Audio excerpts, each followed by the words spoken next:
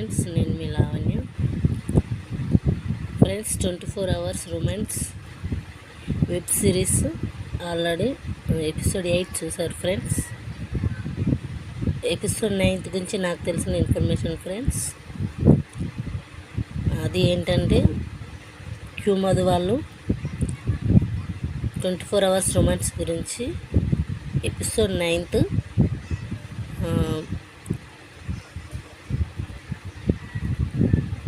ఈ నెల 29 జూన్ 6, 2024న విడుదల చేస్తున్నాను తెలిసింది ఫ్రెండ్స్. సో అప్పటి వరకు మనందరం వెయిట్ చేద్దాం ఫ్రెండ్స్.